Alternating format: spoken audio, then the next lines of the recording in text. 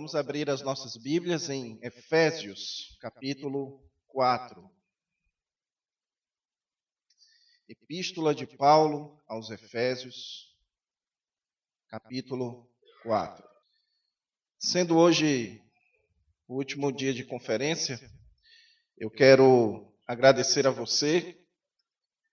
Eu estarei amanhã com a igreja, então poderei agradecer aos irmãos da igreja, mas você que tem vindo esses dias, agradeço por ter vindo, por ter confiado que a palavra de Deus iria ser aberta, iria ser exposta durante esses dias. Peço que vocês lembrem de orar por mim, de orar pela minha família, nosso ministério lá em João Pessoa, na Igreja Batista Regular, nos Bancários, e também o nosso ministério na Escola Charles Spurgeon. Eu digo nosso porque não é um ministério que eu realizo sozinho, ok? Som. Ok, obrigado. Então, irmãos, indo aqui para o nosso texto de Efésios, capítulo 4.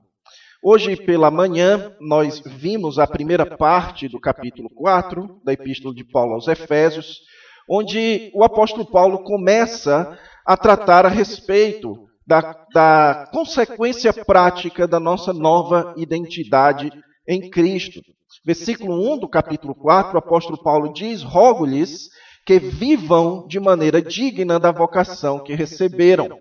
Essa palavra, esse verbo aqui, viver, ele é um dos verbos que mais aparecem, que mais é enfatizado, tanto no capítulo 4 como também no capítulo 5. Pois agora o apóstolo Paulo quer que nós andemos, que nós nos comportemos, que nós mantenhamos uma conduta que esteja de acordo com a nossa nova identidade em Cristo. Hoje pela manhã eu mostrei para vocês que o apóstolo Paulo fala da nossa conduta em relação à igreja. Ele estabelece que a igreja do Senhor Jesus Cristo, ela precisa ser edificada e que nós temos um papel na edificação da igreja. O apóstolo Paulo, então, mostra o Senhor Jesus Cristo como dono da igreja. Nós precisamos saber que a igreja tem um dono, a igreja tem um cabeça, a igreja tem um provedor, e é para ele que nós fazemos tudo o que nós fazemos na igreja. Também o apóstolo Paulo mostra que nesse processo de edificação da igreja, a igreja possui também líderes, pessoas capacitadas por Deus para instruir, para ensinar, para orientar o povo de Deus. E por fim, o apóstolo Paulo também fala que nós, cada um de nós, temos um papel no crescimento da igreja, na edificação da igreja. O nosso papel é seguir a orientação dos nossos líderes, é nos preparar e seguir então servindo uns aos outros, fazendo tudo na igreja para edificação, para o serviço uns dos outros. E dessa forma, seguindo a liderança e servindo uns aos outros, a igreja ela cresce em edificação. Agora, a partir do versículo 17, irmãos, o apóstolo Paulo, ele agora não vai dar uma ênfase tão grande sobre como deve ser a nossa conduta em relação à igreja, mas agora o apóstolo Paulo vai falar a respeito da nossa conduta neste mundo. A conduta, agora que nós somos identificados com Cristo, agora que nós somos o povo do Senhor Jesus Cristo, parte da sua igreja, nós que somos o povo eleito, o povo redimido, o povo que esperamos em Deus, em Cristo, como nós devemos viver? Qual deve ser a nossa conduta neste mundo? Então eu peço que, por favor, você me acompanhe na leitura de Efésios capítulo 4, a partir do versículo 17. E mais uma vez nós vamos fazer uma leitura um pouquinho longa, até o capítulo 5, versículo 21. Diz assim: Assim eu lhes digo, e no Senhor insisto, que não vivam mais como os gentios que vivem na inutilidade dos seus pensamentos. Eles estão obscurecidos no entendimento e separados da vida de Deus por causa da ignorância em questão, devido ao endurecimento do seu coração. Tendo perdido toda a sensibilidade, eles se entregaram à depravação, cometendo com avidez toda espécie de impureza. Todavia, não foi isso que vocês aprenderam de Cristo. De fato, vocês ouviram falar dele e nele foram ensinados de acordo com a verdade que está em Jesus.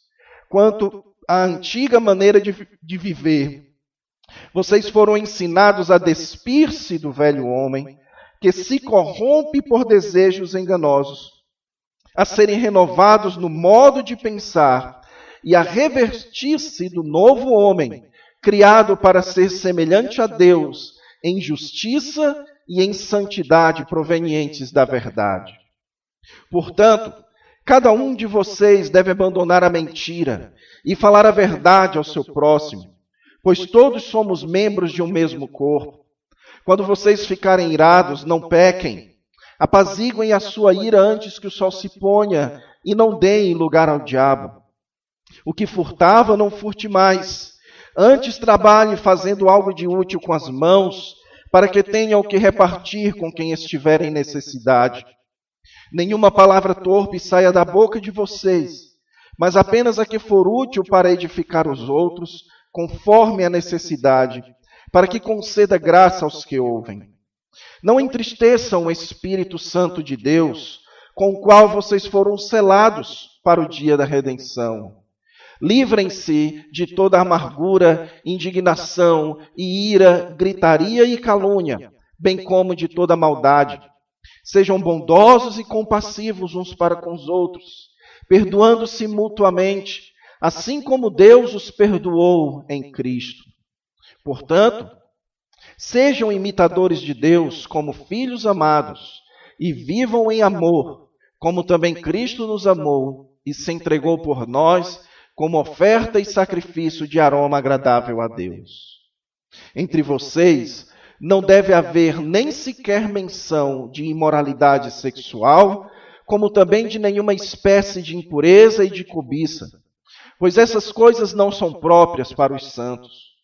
Não haja obscenidade, nem conversas tolas, nem gracejos imorais, que são inconvenientes, mas, ao invés disso, ações de graças.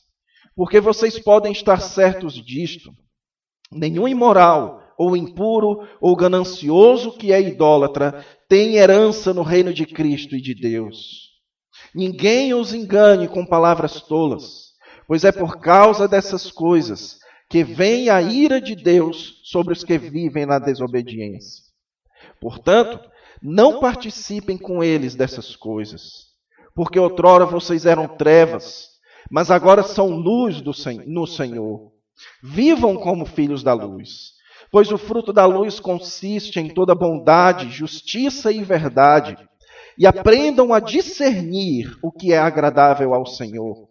Não participem das obras infrutíferas das trevas, antes exponham-nas à luz, porque aquilo que eles fazem em oculto, até mencionar é vergonhoso.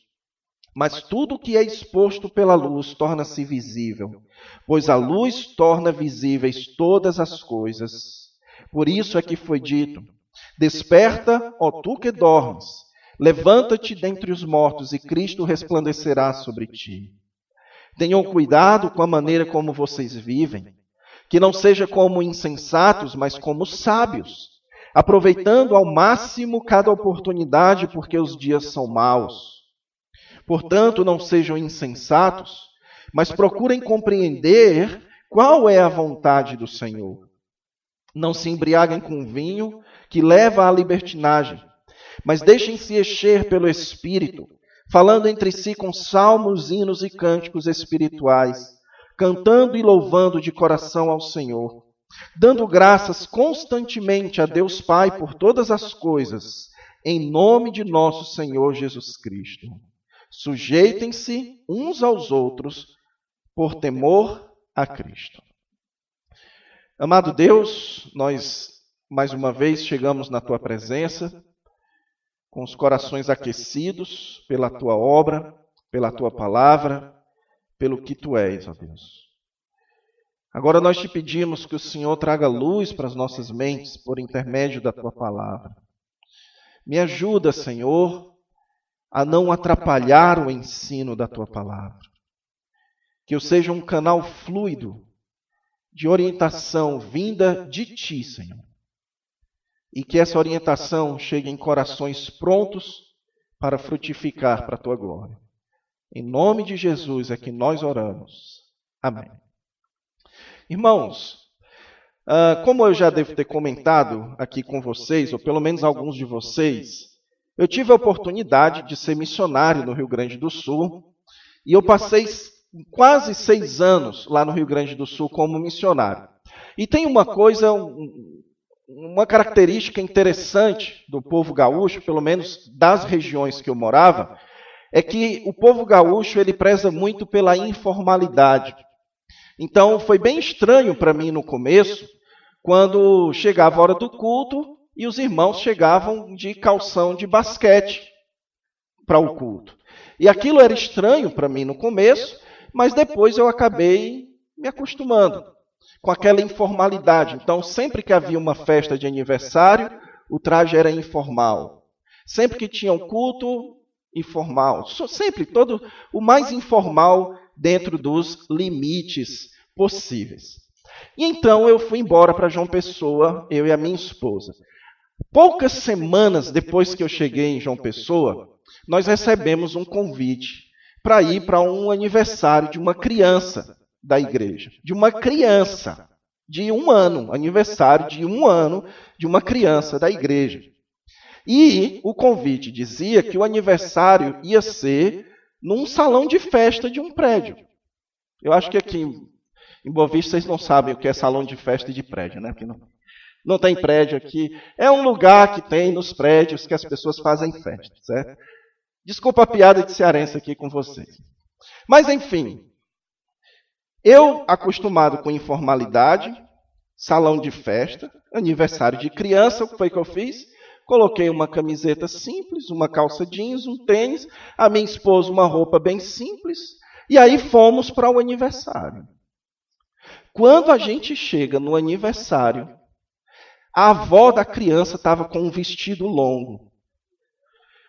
Isso já assustou. Quando a gente olha para dentro da festa, um monte de homem de gravata, os irmãos da igreja, todos com a roupa social bem alinhada, a mãe do menino com um vestido longo, toda maquiada, todo mundo produzido, e eu e a minha esposa com roupa simples.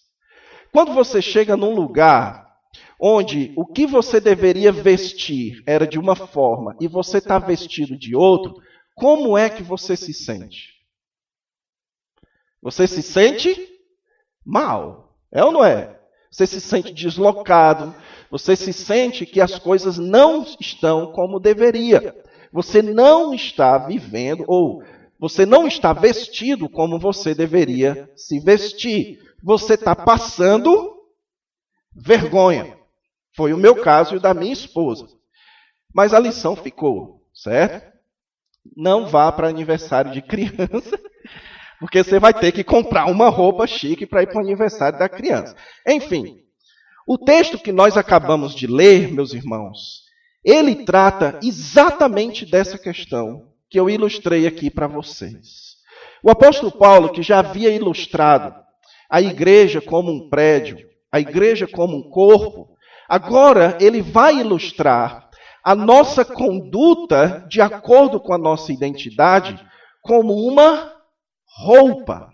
Ele diz aqui a partir do versículo 17 que nós, portanto, que estamos no Senhor, que estamos identificados com Cristo, não podemos mais andar ou viver como aqueles que são gentios, ou seja, aqueles que não estão como parte do povo de Deus, que não se identificam com Jesus.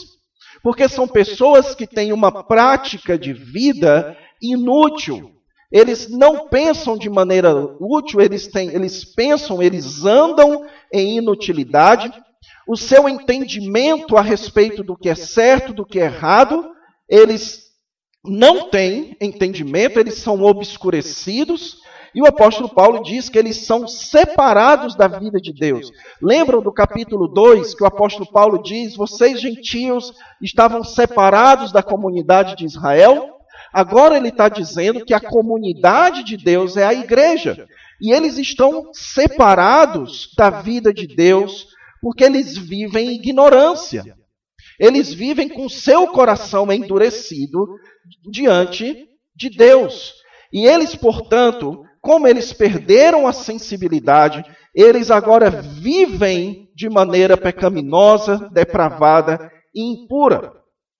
E o apóstolo Paulo, então, no versículo 20, diz: mas, todavia, não foi isso que vocês aprenderam de Cristo. Ou seja, mas nós que estamos em Cristo, aprendemos que a forma de viver não é mais essa.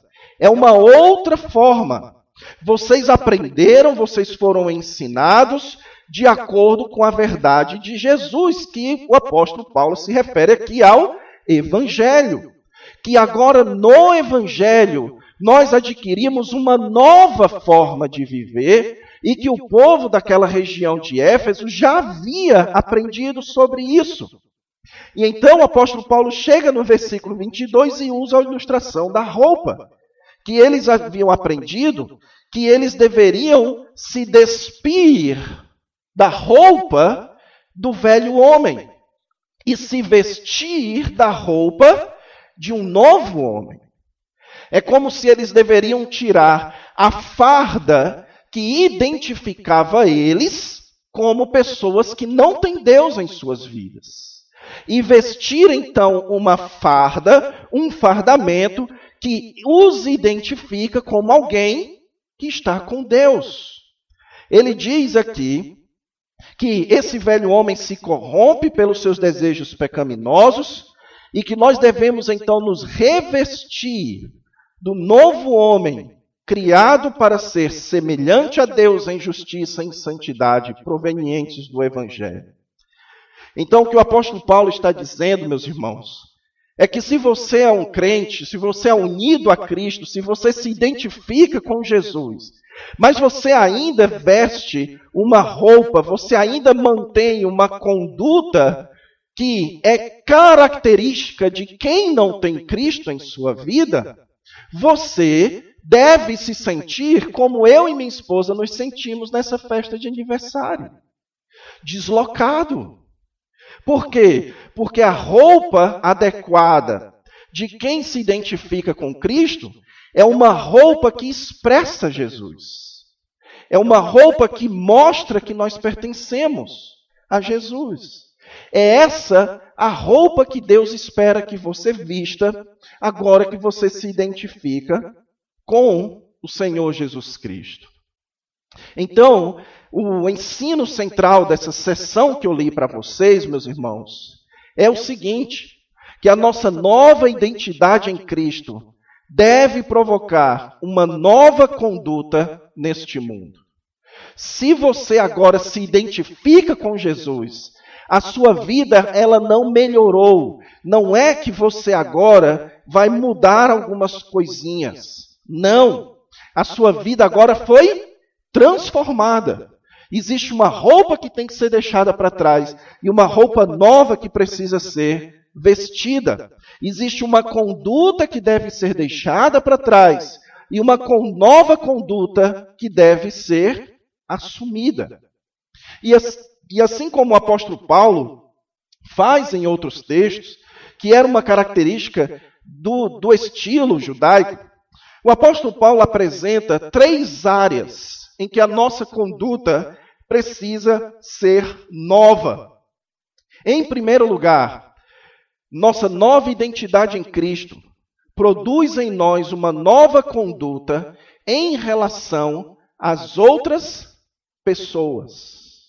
Nos nossos relacionamentos com as outras pessoas, especialmente com os nossos irmãos em Cristo. Veja que o versículo 25 começa aqui com um portanto. Então, a partir de agora, o apóstolo Paulo vai dar a consequência de você vestir essa nova roupagem, essa nova conduta. E ele, então, aqui, meus irmãos, alista uma série de atitudes que marcam uma pessoa que adquiriu essa nova conduta em relação às outras pessoas. Todas essas atitudes são relacionadas aos nossos relacionamentos com os demais. Primeiro, ele fala aqui que nós precisamos ser verdadeiros nos nossos relacionamentos, que nós não podemos mentir mais uns para os outros, porque nós pertencemos ao mesmo corpo. Quando você mente para alguém, quando você mente para um irmão, você está prejudicando o corpo de Cristo. E nós, então, precisamos ser verdadeiros. Também, ele fala que nós precisamos resolver os nossos conflitos. Quando vocês ficarem irados, não pequem. E apaziguem a sua ira antes que o sol se ponha e não deem lugar ao diabo. Ou seja, quando surgirem situações conflituosas, nós precisamos resolver essas situações. Não existe, meus irmãos, na Bíblia a ideia de crente intrigado de crente. Você fazer parte da mesma igreja e você não fala com o irmão, você não fala com uma irmã, você não gosta dele, o seu santo não bateu com o dele, e por isso você não fala com ele. Não. A Bíblia, inclusive, o apóstolo Paulo, em 1 Coríntios 11, diz que se você mantém esse tipo de conduta e celebra a ceia do Senhor e participa da mesa do Senhor, você está tomando a mesa do Senhor indignamente, porque você não está discernindo que aquilo é uma celebração do corpo e você está celebrando aquilo em desunião. Então, Paulo está nos explicando aqui que nós que somos crentes precisamos resolver os nossos conflitos, que conflitos não resolvidos são ótimas oportunidades para Satanás trabalhar. Ótimas oportunidades. Isso é dar brecha, dar lugar. Brecha não é uma palavra muito boa. É dar lugar para que Satanás vença no meio da igreja. Também nós precisamos ser honestos. Versículo 28. Você não deve adquirir aquilo que você precisa por meio de roubo, mas por meio do seu trabalho. Então, nós que somos crentes, precisamos honrar os nossos patrões, precisamos honrar os nossos funcionários, precisamos honrar as nossas autoridades, pagando os impostos devidos. Nós não podemos ser desonestos no nosso ganha-pão. Nós precisamos trabalhar e ganhar o que a gente precisa, inclusive para ajudar o próximo. Também, versículos 29 e 30 mostram aqui que nós precisamos, nas nossas relações, sermos pessoas que edificam os outros e encorajam os outros. Quando o apóstolo Paulo diz, não, nenhuma palavra torpe saia da sua boca, a palavra traduzida aqui por torpe era uma palavra que comumente era usada para as frutas podres. Então, Paulo está falando aqui de coisas que você fala para as pessoas como se você estivesse oferecendo uma fruta podre para ela. É mais ou menos assim. A pessoa chega para você e diz assim, rapaz, olha aqui o tablet que eu comprei. Comprei esse tablet. Aí você pergunta, por quanto? Rapaz, eu comprei por R$1.000. Ah, eu sei onde é que vende, por 500. Ou seja, a sua palavra ela é inútil. É uma palavra desencorajadora. É uma palavra que expressa o que você quer falar, expressa o que você gosta, expressa a sua superioridade, e não é uma palavra que serve às outras pessoas. Então, nós precisamos aprender a falar palavras úteis para as pessoas, de acordo com aquilo que elas precisam. Palavras graciosas, encorajadoras, animadoras. Encorajamento, meus irmãos, é algo preciosíssimo que deveria ser cada vez mais cultivado no meio do povo de Deus. Encorajar aquela pessoa que está servindo. Então você chegou no culto, você percebeu que está limpo, encoraje o irmão que limpou, dizendo: irmão, muito obrigado. Você gostou do louvor, você acha que os irmãos ensaiaram bem, tocaram bem? Encoraje os irmãos, encoraje o seu pastor. Não seja um crítico, uma pessoa que está ali só para criticar, para apontar o dedo, para desencorajar. Não é essa a conduta que Deus espera de nós, como crentes em relação aos outros.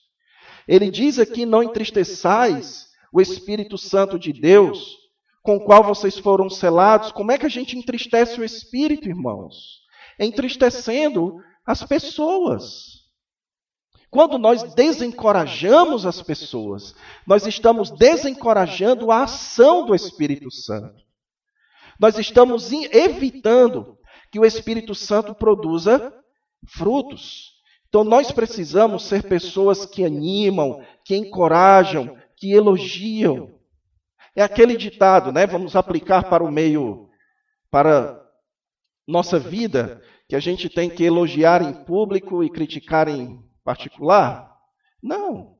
Elogie a pessoa, e se você tem uma crítica contra ela, primeiro coloque a Deus em oração. Eu lembro, meus irmãos, que tinha um colega meu no seminário que eu não gostava dele. Eu não gostava dele de jeito nenhum. Eu achava ele esquisito, eu achava o jeito dele estranho, eu achava ele arrogante. Eu tinha assim, uma série de coisas que eu não gostava dele. E aí eu não falava muito com ele. Até o dia que a minha esposa me encorajou a orar por ele. E eu comecei a orar por ele. E eu orando por ele. Para resumir a história, eu terminei o meu seminário com ele sendo o meu melhor amigo no seminário. Que vivia indo comer lá em casa, que a gente vivia fazendo muitas coisas juntas. Então, eu estou contando isso para vocês para dizer o seguinte: se tem alguma coisa que você não gosta das pessoas, coloque isso a Deus em oração. E eu garanto a você que isso vai lhe ajudar a lidar com essa situação com muito mais correção. Também, versículo 31 e 32, mostra que nós precisamos ser pessoas que perdoam. Nós não podemos reagir nas nossas relações com amargura. Meus irmãos, como eu queria ter mais tempo para trabalhar cada ponto desse, porque o apóstolo Paulo escolheu muito bem as palavras. Amargura é algo que prejudica demais as relações, especialmente no casamento. A pessoa faz uma coisa contra você e ao invés de você resolver, você guarda. E aquilo gera uma raiz de amargura, indignação, ira, gritaria, calúnia. Meu Deus, como calúnia destrói o povo de Deus, meus irmãos. Como a calúnia destrói, você ficar julgando as pessoas. Você viu que o fulano fez isso? Ele fez isso por causa daquilo. Aí você julga a pessoa e a calunia. O apóstolo Paulo diz que ao invés disso, nós precisamos ser bondosos, ter compaixão, saber que todos nós erramos, ter compaixão e perdão, porque foi assim que Deus nos fez. Deus fez conosco. O perdão deve ser uma marca fundamental das nossas relações. Vocês precisam saber, meus irmãos, que se existe algo que você deve ter sempre a tiracolo na sua relação com qualquer pessoa, é prontidão em perdoar. Sabe por quê? Porque se você não é uma pessoa que perdoa o próximo, a oração do Pai Nosso para você é uma oração de maldição. Vocês já perceberam isso? Perdoa as nossas ofensas, assim como temos perdoado. Jesus nos ensina a colocar em Deus, que Deus nos meça, que Deus nos perdoe de acordo com a nossa disposição de perdoar os outros. Nós que somos crentes, não temos, meus irmãos, por mais difícil que seja, não temos razão nenhuma para não perdoar. Não temos. Porque a cruz de Cristo foi o ato mais difícil de perdão. E Ele fez isso por nós. Uma vez eu lembro que tinha um casal na minha frente, discutindo lá. E eu perguntei para ele, irmão, quem você acha que é o maior prejudicado nessa relação aí? Aí ele disse, pastor, acho que sou eu. Porque ela fez isso, ela fez aquilo. Aí eu perguntei para ela, e você? Eu acho que sou eu. Aí eu disse, vocês dois estão enganados. O maior prejudicado nisso é Deus. Porque se vocês dizem que são crentes, que foram alcançados pelo perdão da cruz, e vocês não conseguem sequer se perdoar um ao outro. Então o perdão é uma característica marcante de nós que somos identificados com Cristo. Porém, irmãos, capítulo 5, os versículos 1 e 2, o apóstolo Paulo ele segue aqui a ordem inversa de Gálatas 5. Em Gálatas 5, ele começa dizendo o fruto do Espírito. Lembram? Ele não diz os frutos do Espírito. Ele diz o fruto do Espírito. Que é o quê? O amor. Versículos 1 e 2, o apóstolo Paulo, então, fecha esse pacote e resume em uma palavra. Portanto, sejam imitadores de Deus, porque vocês são filhos amados, vocês foram amados por Deus, e vivam em amor, como também Cristo nos amou e se entregou como oferta e aroma agradável a Deus. Então, deixe-me dizer de uma forma bem clara aqui para vocês. O amor, meus irmãos, é a principal marca identificadora de um cristão. Nós costumamos estabelecer as nossas listas de regras, não é? Crente que é crente não faz o quê? Ele não fuma, ele não bebe, ele não vai para a festa, ele não trai a mulher, ele não trai o marido. E tudo bem, tudo isso é errado, pelo amor de Deus, certo? Mas o Senhor Jesus Cristo disse o seguinte: nisto saberão todos que sois meus discípulos, se tiverdes amor uns para com os outros. O fruto que exibe que você tem o Espírito é se você ama o próximo. Quando o Senhor Jesus Cristo esteve aqui na terra, a única coisa que Ele fez em todo momento foi amar. Em todo momento, sem exceção, Jesus agiu em amor, até a sua crucificação. O desejo de buscar o bem do próximo precisa ser uma marca das nossas vidas, meus irmãos. O que é que deve identificar você? Você está em um ambiente, você está no seu trabalho, na sua escola, na sua igreja. A gente gosta, né, de dizer, o irmão é espiritual, olha como ele é espiritual. Por quê? Porque quando ele está cantando, até o olho ele fecha. E a gente acha que essa é a grande marca da espiritualidade. É saber muito versículo decorado, é nunca dizer, irmãos, eu quero te contar uma coisa, mas é compartilhar. É nunca dizer boa sorte, é dizer Deus te abençoe. Então tem essas coisinhas e isso é o que vai me identificar como crente? Não, meus irmãos, não. Sabe o que é que vai identificar você como crente? É se você ama, a ponto de perdoar, a ponto de não mentir, a ponto de ser honesto com as pessoas, a ponto de se sacrificar pelo bem do próximo, porque é isso que Jesus fez por nós. E era isso que ele acusava os fariseus, porque eles não faziam. Eles faziam um monte de coisas, mas eles não amavam. Nós precisamos, então, entender que o amor é a grande marca que nos identifica como seguidores de Jesus.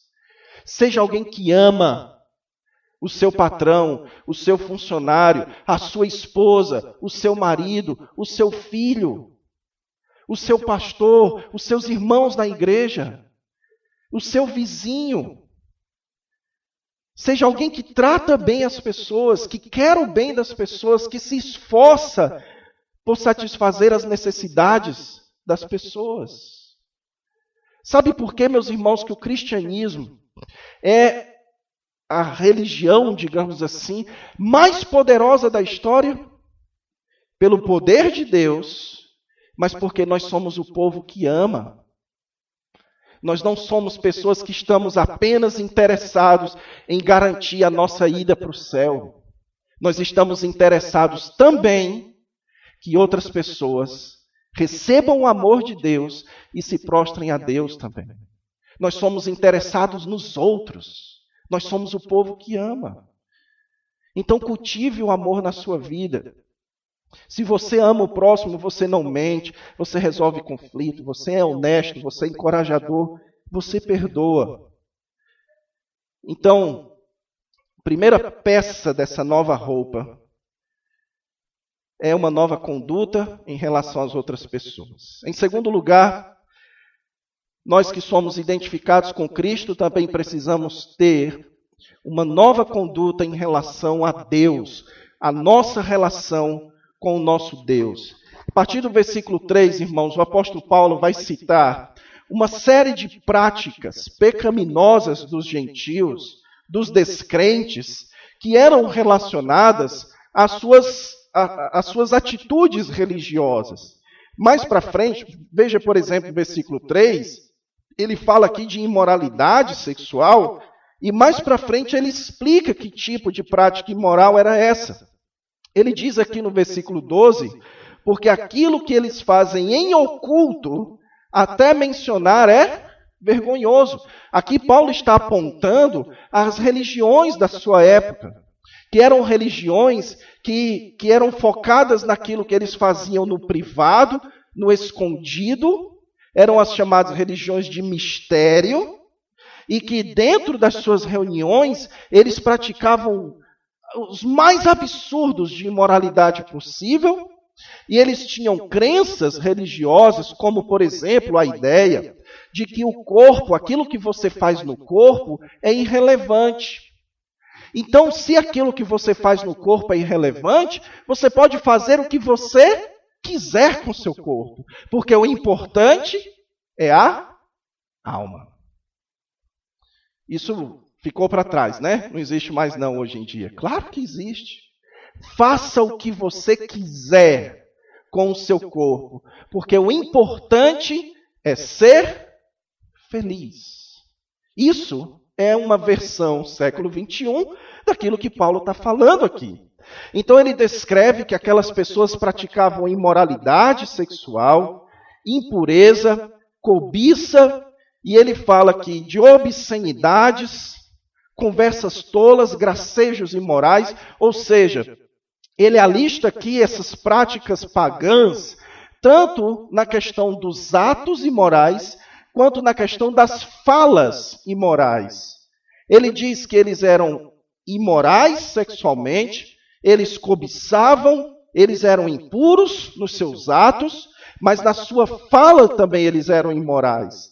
Eles falavam coisas tolas, imoralidades, coisas inconvenientes. E o apóstolo Paulo diz que nós não podemos nos associar a isso, porque isso não são coisas próprias a santos. Ou seja, Deus nos santificou. Deus, quando nós nos identificamos com Cristo, Ele nos consagrou para uma nova prática. É como você está indo para uma festa com uma roupa inadequada. Você agora, se é santo, você tem que viver como santo. E essas coisas aí que o apóstolo Paulo menciona, não são coisas que convêm a quem pertence a Deus. Então a nossa relação com Deus precisa ser uma relação de santidade. Por isso que o autor de Hebreus diz que sem santidade ninguém verá a Deus. Porque se Deus é santo, nós precisamos nos chegar a Ele santos. Então, se Deus é santo, nós precisamos viver de maneira consagrada, de maneira santa. O cristão, portanto, o apóstolo Paulo enfatiza aqui que o cristão não pode se associar com essas práticas. Ele diz: estejam certos disso, que nenhum imoral, impuro, ou idólatra, ou ganancioso tem herança no reino de Cristo e de Deus. Ou seja, meus irmãos, nós somos o povo que vai herdar essas coisas. Você não pode, então, se identificar com aqueles que não vão herdar o reino de Deus. Você não pode confundir a sua mente, confundir a sua vida, como se você fosse um cidadão desse mundo. Viver como se o que bastasse para você fosse essa vida. Nós somos o povo que olha para um reino. Nós somos cidadãos de um outro mundo, como nós vamos tratar amanhã de manhã. Nós somos cidadãos de um outro reino futuro. Nós não podemos viver a nossa vida como se isso daqui fosse tudo. Também o apóstolo Paulo diz: não se engane com essas coisas, porque é por causa disso que vem a ira de Deus. Ou seja, nós não somos o povo destinado à ira. Nós somos destinados à salvação. Então não vivam como aqueles que estão destinados à ira. Portanto, não participem com ele dessas coisas. Então o que o apóstolo Paulo está dizendo, meus irmãos, é que a nossa relação com Deus, a nossa relação com a promessa do reino, a nossa relação com a salvação final, a nossa relação com Deus deve gerar em nós santidade, uma conduta separada das práticas deste mundo, especialmente das práticas imorais. A partir do versículo 8, então, o apóstolo Paulo mostra isso mais claramente, dizendo: agora vocês são luz, vivam como filhos da luz. Exibam para as pessoas aquilo que é marca da sua relação com Deus, que é bondade, justiça e verdade. Vivam discernindo aquilo que agrada a Deus. Veja como o apóstolo Paulo está focando agora na sua vida com Deus. Você tem que ser santo diante de Deus, você tem que agradar a Deus, você tem que iluminar as pessoas para que elas vejam a bondade e a verdade de Deus. E então ele menciona essas questões aqui que nós devemos expor as obras infrutíferas por meio da luz, ou seja, quando nós agimos corretamente, nós estamos expondo a maldade, a malignidade dessas coisas. E versículo 14, então, ele conclui: por isso é que foi dito: desperta, ó tu que dormes, levanta-te dentre os mortos e Cristo resplandecerá sobre ti. Muito provavelmente, meus irmãos, isso daqui os estudiosos afirmam que esse poeminha aqui era um cântico, um hino que era cantado, um hino batismal, porque ele fala de despertar, de levantar dentre os mortos. Quando as pessoas eram batizadas, certo? Quando elas eram batizadas, eles cantavam este hino. O que então o apóstolo Paulo está dizendo é que a nossa nova vida começou. Nós não somos mais mortos. Nós não somos mais das trevas. Nós acordamos. E agora Cristo precisa ser exibido em nossas vidas. Muitas vezes, meus irmãos, nós cedemos para pecados que, pouco a pouco, vão nos afastando de Deus.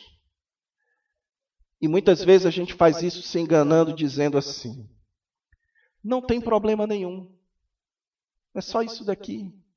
Ou todo mundo faz. Piadas imorais. Você escuta a todo momento piada imoral. Todo mundo faz. Então, piadinha imoral, qual é o problema? Assistir coisas imorais. Está todo mundo assistindo. Então, qual é o problema de assistir? Em muitas igrejas, pasmem, as pessoas diziam, o meu pastor está assistindo.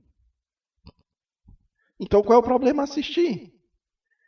Esse tipo de coisa, meus irmãos, esse tipo de conduta, de ceder às práticas imorais, de abraçar, por exemplo, um estilo de namoro tipicamente deste mundo, um estilo de lidar com as garotas tipicamente deste mundo, um estilo de gostar, de curtir das coisas que esse mundo curte. Aos poucos essas coisas vão nos afastando de Deus.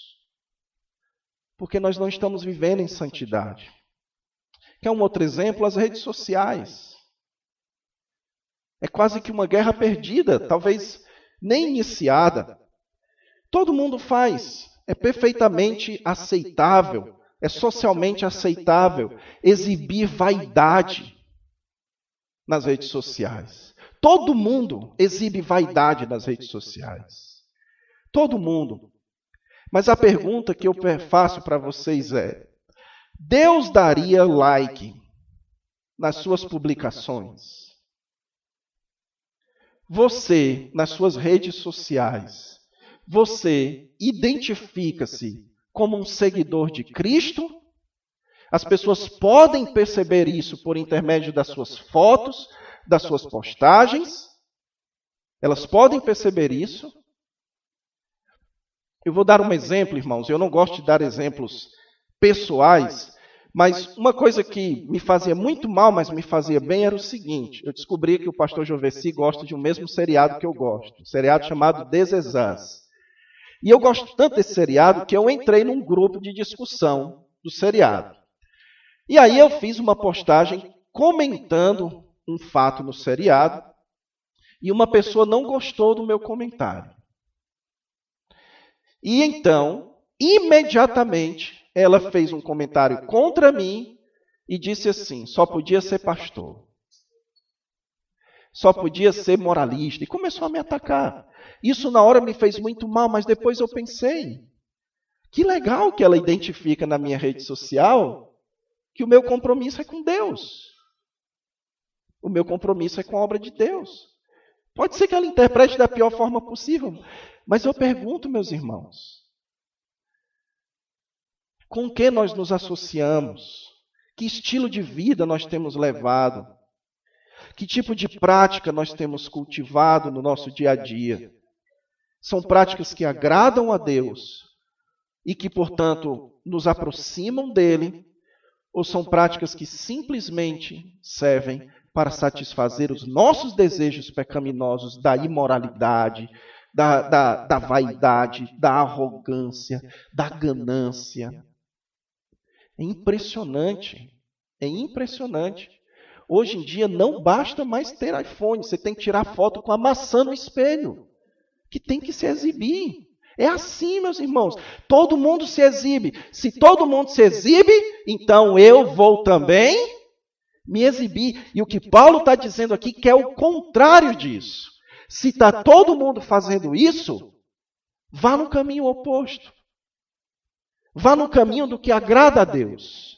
Mesmo que todo mundo faça assim, você faz o que agrada a Deus. Essa é a conduta daqueles que se identificam com Jesus.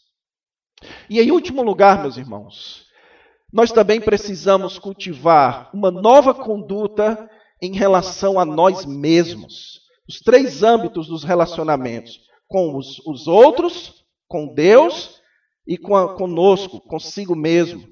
A partir do versículo 15, agora Paulo vai falar no âmbito pessoal, no nosso cuidado com a nossa própria vida. Tenham cuidado com a maneira como vocês vivem.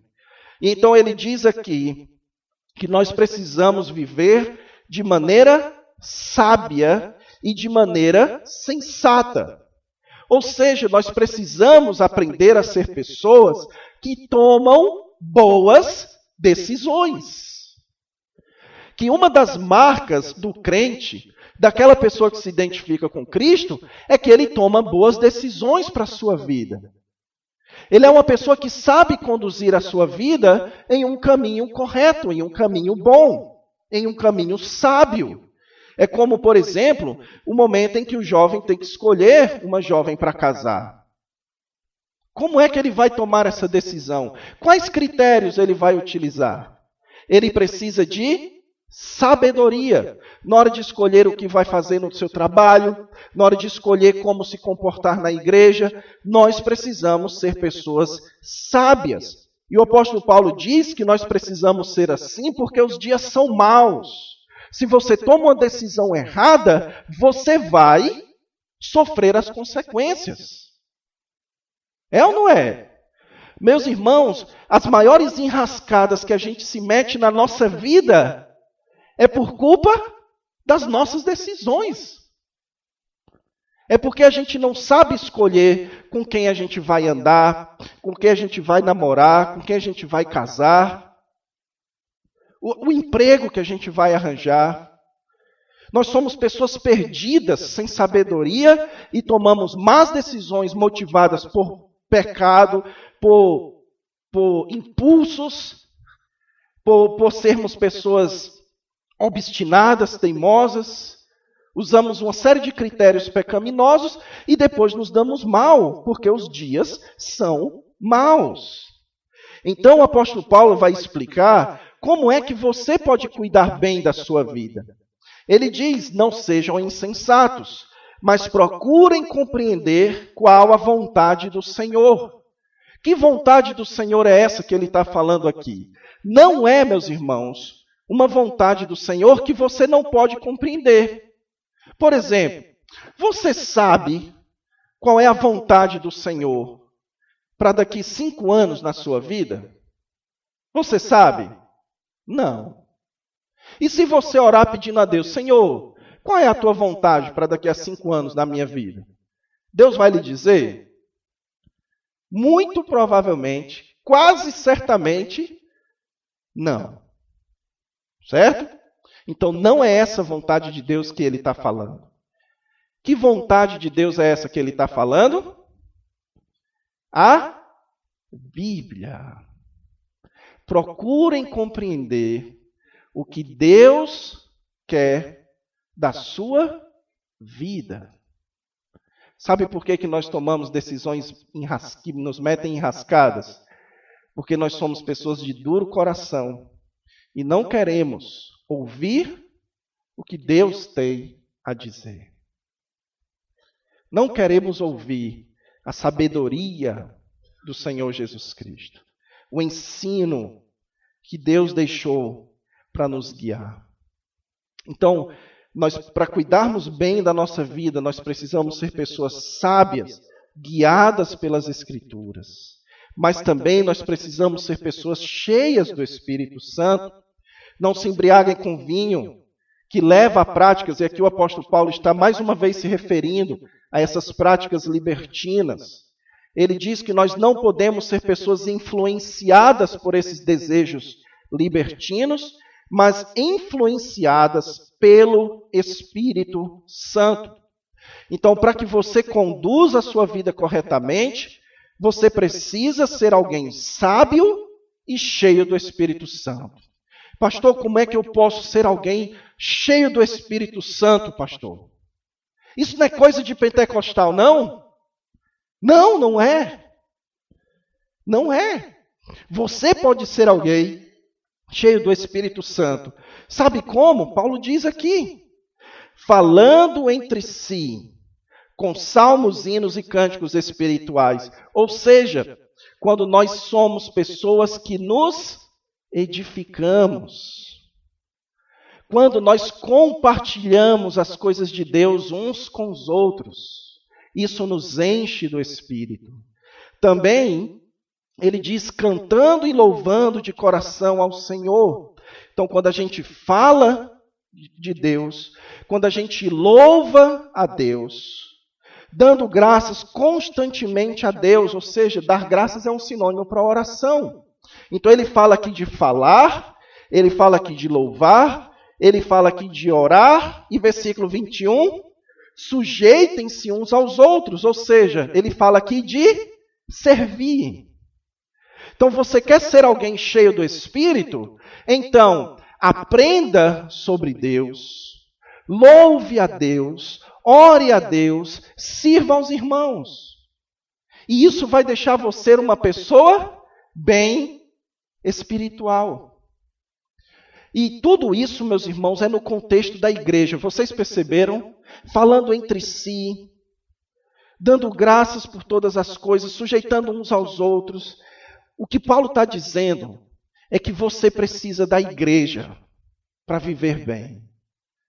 Você precisa de igreja. Vocês já pararam para perceber que quando uma pessoa está querendo ir para o mundão, como a gente diz, a primeira coisa que ela começa é a desmerecer a igreja. Essa igreja só tem hipócritas. Essa igreja eu sei dos podres dos irmãos.